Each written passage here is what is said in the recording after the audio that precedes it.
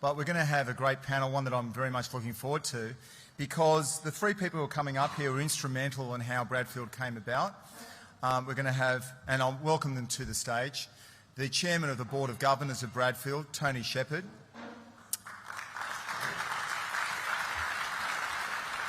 The CEO and Editor-in-Chief of Sky News, Paul Whittaker.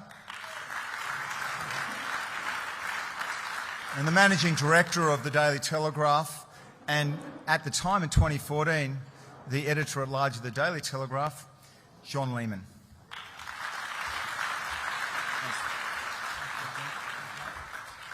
Don't hold back.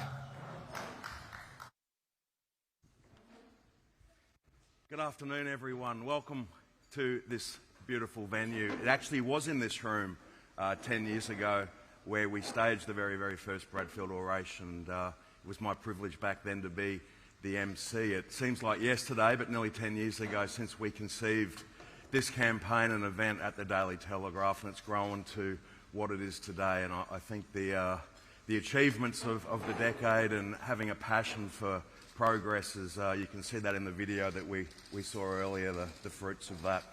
I love being part of the original Bradfield Oration and its role, but before we discuss Bradfield past, present and future, I'd like to talk about the Bradfield Honour Roll. In 2014, the Bradfield Board of Governance decided to create an honour roll of some of our city's greatest figures.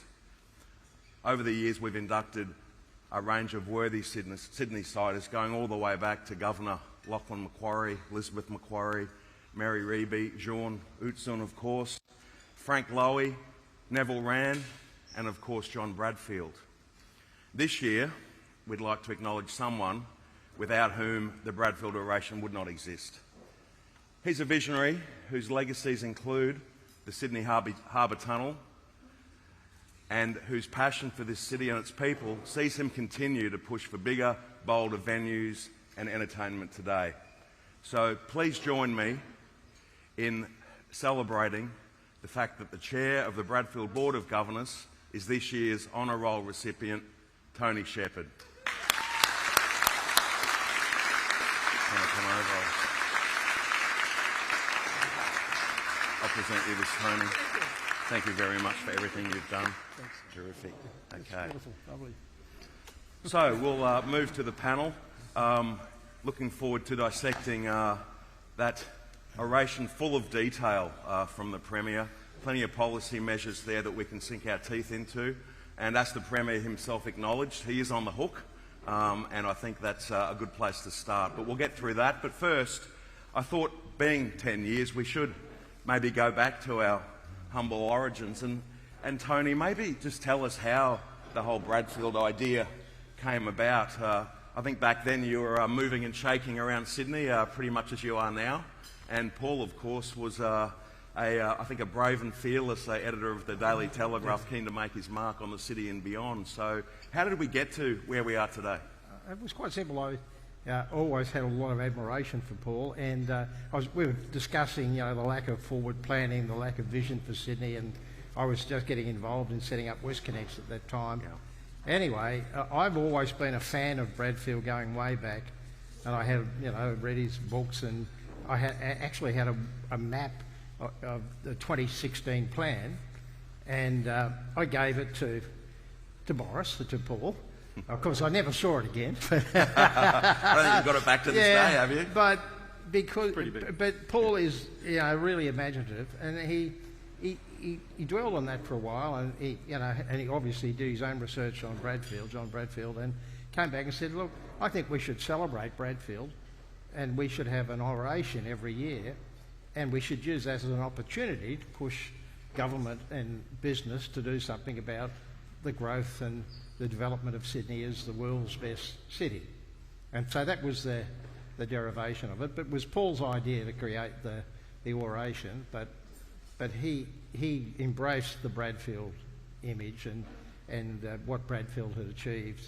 So that's how we got going. And then he followed through, and then he moved on, and Ben took over, with great enthusiasm and drive as well, and also had that whole of Sydney view, and recognise the importance of the development of Western Sydney and what have you. So it just continued, and honestly, it's worked out far more successful and far more relevant and important than we would ever have hoped for. Yeah, I think Ben actually was deputy editor of the Telegraph back then, so yeah, it was very much Paul and Ben working in lockstep to develop the plan. But Paul, what did you sort of see, I guess, in the John Bradfield legacy that you sort of wanted to really, elevate and make part of the Daily Telegraph's DNA? Well, I think there'd been a lot of complacency in Sydney since the Olympics, and things weren't really moving. Obviously, Tony was looking at the West Connects. As part of my role at the Daily Telegraph, I spent a lot of time on Parramatta Road, mainly stuck in traffic, and I thought there's got to be a better way than this, and there was. I mean, that road had been on the books for quite a time, the M4 East, which became the West Connects. I think the easiest thing to do as a newspaper editor is to lead a chorus of complaint. That's really easy. A hard thing to do as a newspaper editor is to back a positive change. So infrastructure is not the sexiest subject in a tabloid newspaper, but we got behind infrastructure in a big way at the Daily Telegraph. It started with the positioning of the newspaper, Where for Sydney. That was followed by Fair Go for the West, and then that was followed by the Bradfield Oration. And together, those sort of three positionings, if you like, led to probably, at the time at least, one of the largest infrastructure spends in Australia's history. It started with West Connects and getting behind a road, which now anyone, I think, who was objective about it would say it's an amazing piece of infrastructure which saves people an enormous amount of time in many different directions, and then the airport. And that was a 3-year campaign for the airport. And in this very first oration, the Prime Minister, who announced that soon after, declared himself the Infrastructure Prime Minister, Tony Abbott. That's right, and that occurred in this room. As we all know here, the second airport in Sydney had been a political football that had been kicked around for decades and decades. So I'd love just to ask you, Paul, obviously the Prime Minister came and announced it here, but there must have been a lot of back and forth and conversations late at night between certain editors and politicians. I mean, tell us a little bit about some of those memories. Well, it was a long process. It was 3 years. We were quite relentless about it. I mean, we literally, I think, featured on the front page, I don't know, maybe 30 times. Paul made infrastructure sexy in the Telegraph, which is quite an honour, I think, really. But I think the thing was, it was interesting. Paul Keating actually sought me out fairly early. I don't think he'd spoken to the Telegraph for a number of years, but he had identified that land at Badgerys Creek when he was in government as being a vital piece of land for a future airport, and Keating came in behind it in the Telegraph. And then following that, obviously we had Tony Abbott and Joe Hockey, and they worked out how the Commonwealth could finance this and get behind this project, and obviously that was followed through later by Malcolm Turnbull, and ultimately it was green-lighted, and as Ben mentioned, the airport construction is well underway. It should have taken a lot less than 50-odd years, but it's being built, and it'll be a huge economic driver for the state of New South Wales and the country. Yeah, I think it begins operations in 2026. And I'll just ask you one more question about the airport, Tony, before we move on and get into this year's oration. I do remember back then the Prime Minister said that not a single plane should land at the new airport until the proper roads and rail links were built. So I think the airport, as we said, is due to be operational in 2026. Do you think those links are on track, or is there still more work to be done? There's still more work to be done. I mean, if you're creating, Australia's only curfew-free airport in our biggest city, you would expect a direct rapid rail link between the airport and central Sydney. That would not be unreasonable to expect. You can't see passengers arriving from overseas changing trains at St Mary's with all their bags. I think that's very agricultural in my view. Yeah. So I think that's the only link that needs to be done. Now, there are some plans along those lines, and I think those plans are absolutely essential to realise the full potential of this magnificent airport. It will become Australia's primary airport because it's curfew-free, it's got hectares of land around it for development as an airport and for freight and what have you. So it's important that it has a direct rail link to Sydney, and certainly a direct road link to the old Mascot Airport as well, and I think that's coming about now as well. I think it was also a great example of state and federal government working together. Yes, I think particularly Mike Baird deserves a lot of credit for driving that, and obviously Mike Baird went to an election with the privatisation of electricity. Even variants of that over the years had confounded many other governments of different stripes, and that was a big call, and that was what unleashed a lot of the expenditure on infrastructure in New South Wales. It couldn't have happened without it, I don't think. So I think we all realise that affordable housing is potentially the #1 issue in Sydney at the moment, and it's not just about families that are here, it's about attracting the best talent and most skillful people in the country and in the world to come here, and keeping our talent here as well and not losing good young people elsewhere. So it's a critical issue in so many ways, and I think it was terrific today to hear some concrete plans from the Premier, things like league tables where councils and the government will be held to account when it comes to development applications. I know anyone who's tried to develop in Sydney can tell you a horrible story about that. New housing zones coming up with, I guess, with the modern terrace, the terrace of the 21st century in Sydney, and encouraging young designers to take part in a competition. It sounds terrific.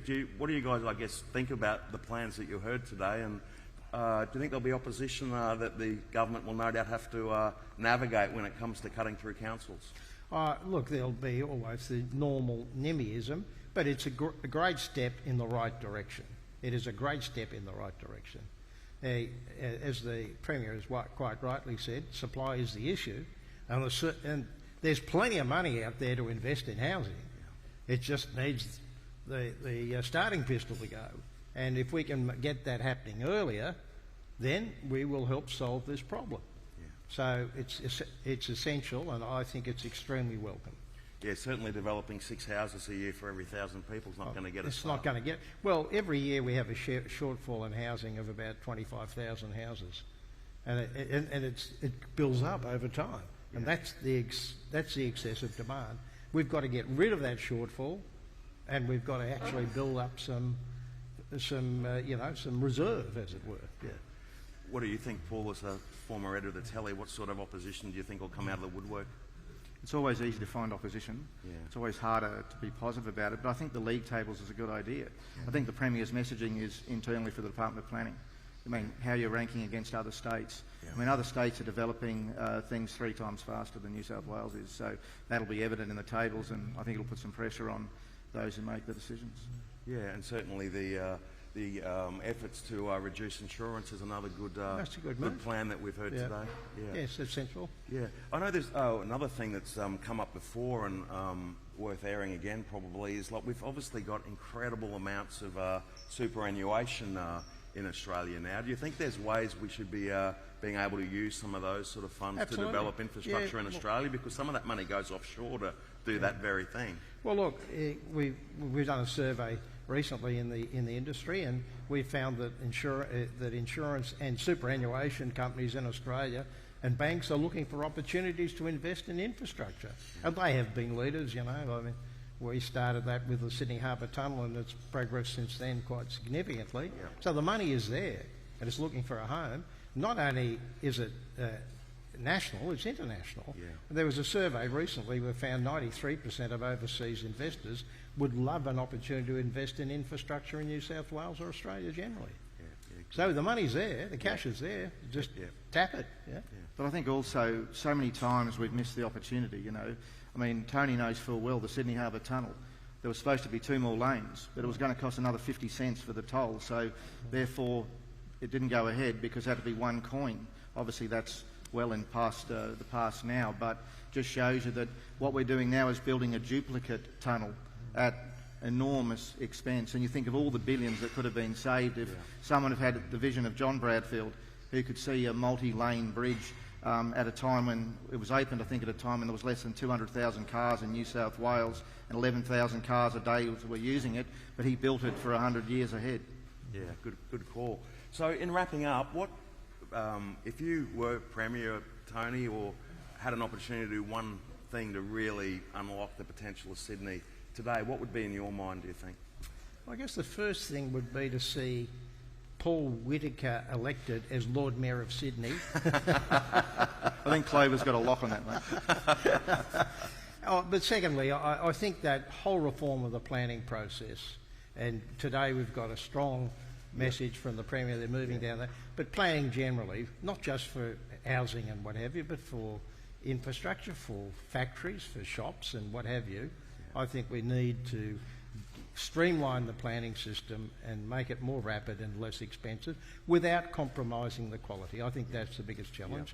And we have the new Minister here, a member for Wollongong, Paul Scully, and I have great confidence because one thing about people from the Gong, they get stuff done. Yeah. You're referring to someone else from the Gong too there, aren't you? Yeah. Something to do with racing and football. Yes, exactly. Yeah, absolutely. Yeah. What about you, Paul? What are your thoughts? Well, I think the planning's an important point, and I think a good example of that is last night we had dinner at the Southern Pylon restaurant that Luke Mangan runs. It took almost 3 years to get the approval to put a restaurant in place. It's like 20 seats. That's top of the Harbour Bridge. Top of the Harbour Bridge on the Southern Pylon. He has to take all the food in, all the food out, all the furniture in, all the furniture out, 3 nights a week that he's allowed to operate. Harbour Bridge was built in 9 years. I think that's all you need to say. Yeah, there you go. Well, thank you both. Congratulations, Tony, on your adding your name to that illustrious group on the Honour Board today, and we commend the Premier for the oration of 2023. Thank you very much.